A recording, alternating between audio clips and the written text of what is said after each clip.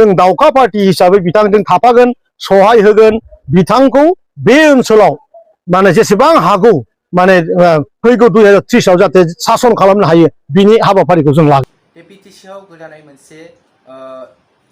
मोनसे पार्टी जोनोम जानायखौ नोंथांमोना निस्सय मिथिखादों नङा होमबा जे आमि गावरि जों दावखा होननाय बे राकेश ब्रह्म बिथाङा गेलेनाय नङा होमबा बिथाङा एबार फैबाय थानाय इलेक्शनाव बिथाङा गेलेगोन बे पार्टीजों बेनि गेजेरावनो माने जे सिगाङाव बिजेपिखौ लाफानानै एबा डक्टर हिमन्त बिश्व शर्माखौ लानानै बे गोख्रोङै माने बिटिसिखौ गोख्रोङै बा गोख्रों खालामनो थाखाय बिथाङा बेफोरबायदि बाथ्रा बुंनायखौ जों नुनो मोनदों।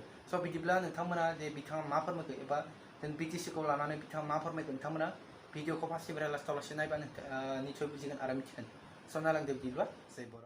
मोनसे जोंनि बे 26टा जि जनगण दङ बिटिआर ओनसोलाव बेखौ दैदेननो थाखाय आसामनि गिबि मन्त्रि डक्टर हेमन्त बिश्व शर्मा सारखौ आगोलाव साजायनानै बेखौ आगोलाव दोननानै बिनि जि हाबाफारि बिनि जि मावनाय खोथा होनानै खोथा लाखिनाय बेखौनो जोङो गोसो बोथाबथारनानै जोंबो बिथांनि अननाय मोननाय लुगैनायजों आरो मोननायजों बे मोननैखौ लोगो लानानै जों बेवहाय गोदान राजनीतिक दल जों बानायगोन 2027 नि जानुवारि मासखालि जों बेखौ डिक्लेयार होगोन। गुबुन जनगणफोरखौबो पेरेलेलि एसेबांनो सनमान होनांगोन खारन बिटिआर ओनसोलाव जोंनाव बेवहाय राजनीतिक भाबै जों बर'निल' खोथा बुंनानै बेवहाय गोबां गाज्रियैनो खननै एमपि जेननायनि जोंहा बेवहाय जारिमिन दंखायो। गतिके मालाय हारिनि बांसिन दैदेनगिरिया जेब्लासिम नोंजों बासथाबफाया अब्लासिम बे बिटिआर ओनसोलाव गोग्गोम मोनसे राजनीतिक बेयाव रावबो दैदेननो हाया। बेखायनो